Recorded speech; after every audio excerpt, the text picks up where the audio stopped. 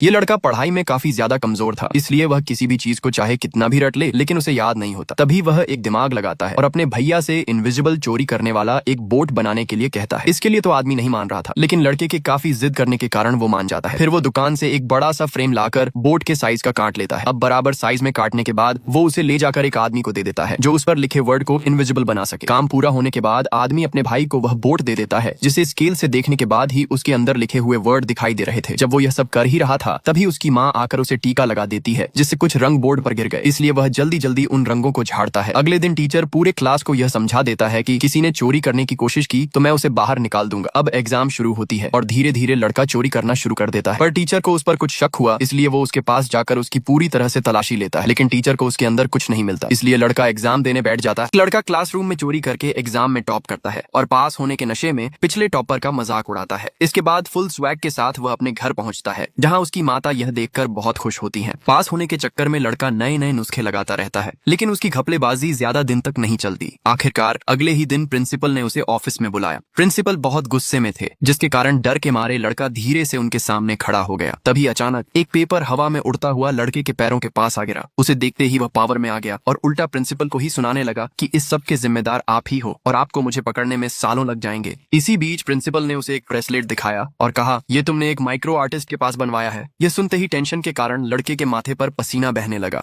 बेचारा लड़का चोरी करके पास तो हो गया, लेकिन असली एग्जाम तो उसका अब था, क्योंकि लड़कियां भी उसे टॉपर समझने लगी थीं। इसलिए उन्होंने गणित के सम सॉल्व करने के लिए लड़के को लाइब्रेरी बुलाया, लेकिन लड़का जैसे तैसे उनकी बात को टाल देता है और अपने दोस्त का नाम लगा देता है। अब उसके दोस्त को ना चाहते हुए भी लाइब्रेरी जाना पड़ा। तभी लड़का लाइब्रेरी की खिड़की से उन सबको देखता है। तभी एक लड़की ने अपना डाउट पूछा, लेकिन वह सम कोई भी सॉल्व नहीं कर पाता। आखिर में लड़की ने एक शर्त रखी, जो भी इस सम को सॉल्व करेगा उसे आइसक्रीम पार्टी मिलेगी। ये बात लड़का खिड़की से सुन लेता है और लड़का अपने दोस्त से बुक छीन कर वो सम देखता है, लेकिन लड़का तो चोरी करके पास हुआ था। लड़का सीधा अपने घर जाता है और अपनी दीदी से वह सम सॉल्व करवाता है और अगले दिन लाइब्रेरी जाकर सबको बताता है कि उसने सम सॉल्व कर दिया। सभी को फ्री की आइसक्रीम पार्टी भी मिल जाती। सभी दोस्तों को लगा कि वो काफी ब्रिलियंट है, मगर उसकी असल सच्चाई के बारे में किसी को पता नहीं था। दरअसल वो सारे सवालों को पहले से ही अपनी दीदी से सॉल्व करवा लेता है, जो कि एक IIT स्टूडेंट थी। धीरे धीरे लड़का अपने ही क्लास की लड़की को पसंद करने लगा। वह उससे अपने दिल की बात बताना चाहता था, लेकिन इसी बीच एक दिन रूम साफ करते समय उसकी दीदी को एक लव लेटर मिला। वह उस लेटर के बारे में माँ को बताने जा रही थी कि तभी लड़के ने उस लेटर को उनसे छीन कर खा लिया। वह अपने भाई से उस लड़की के बारे में पूछती है, मगर वह उन्हें बिना कुछ बताए वहाँ से चला गया। अपने भाई का पीछा करते हुए वह उस लड़की के पास पहुँच गई, जहाँ उन्हें सच्चाई का पता चला कि वह सबसे कितना झूठ बोलता है। घर आकर वह अपने भाई को बड़े ही प्यार से समझाती है। लड़के को भी अपनी दीदी की सारी बातें समझ आ गईं। उसे समझाकर दीदी अपनी IIT की पढ़ाई कंप्लीट करने शहर चली जाती है। अपनी दीदी की बातों को ध्यान में रखते हुए वह लड़का अब मैथ्स सीखने अपने क्लास टीचर के पास गया। विनती करके वह उनसे मैथ्स सिखाने को कहता है। उसकी लगन और मेहनत को देखकर टीचर भी उसे मैथ्स पढ़ाना चालू कर दिए।